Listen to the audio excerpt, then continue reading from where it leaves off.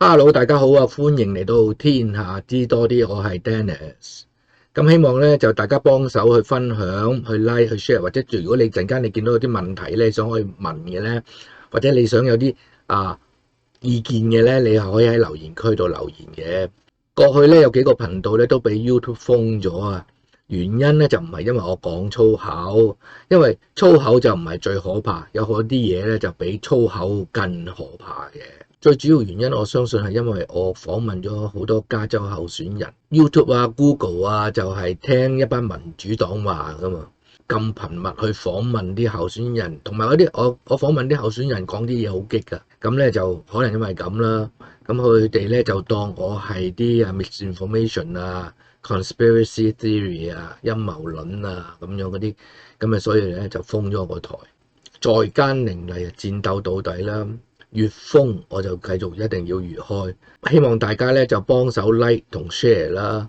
咁永遠我哋都唔知道邊個得益嘅。咁今日咧就講關於天下為公呢個主題嘅，上邊呢度咧就亦都放咗成篇文喺上邊噶啦。其實今日想講咧就係好多人會誤會啦，天下為公周朝封建社會嘅時代出嚟噶嘛，周公啊我哋叫做。咁後來啊孔子就將佢發揚光大咁樣啦。如果你睇天下為公呢個字啊，就已經講咗。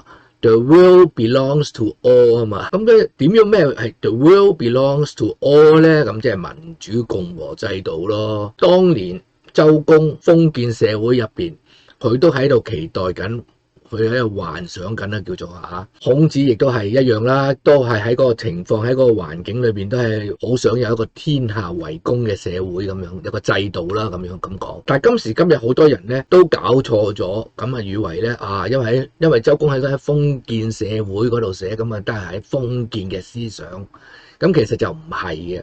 你睇下第二句。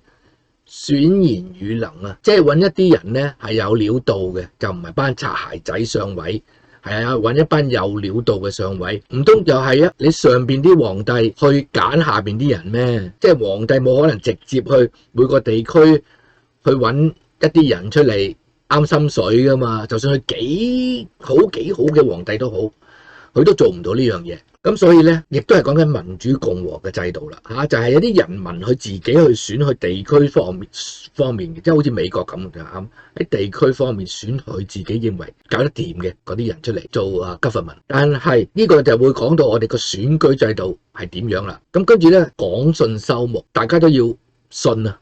要 trust 我哋，所以我哋點解美國係 in God we trust 咁緊要咧？因為我哋一定要有個 trust 喺入邊，做乜都好，一定要有個 trust 喺入邊嘅。跟住咧，仲有 harmony 咧，和諧啦。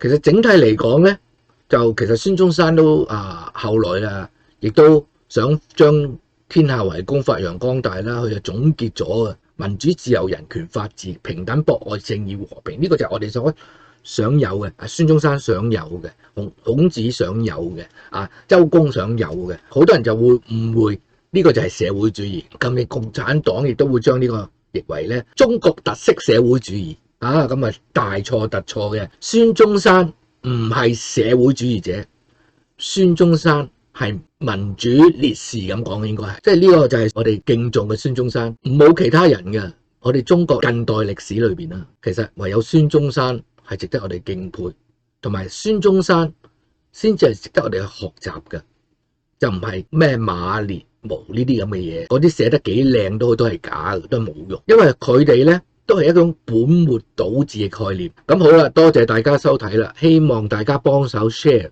like。如果你覺得有啲我講得唔啱嘅，你可以喺下邊留言啦，等我亦都可以學到嘢啊嘛。下次再見，拜拜。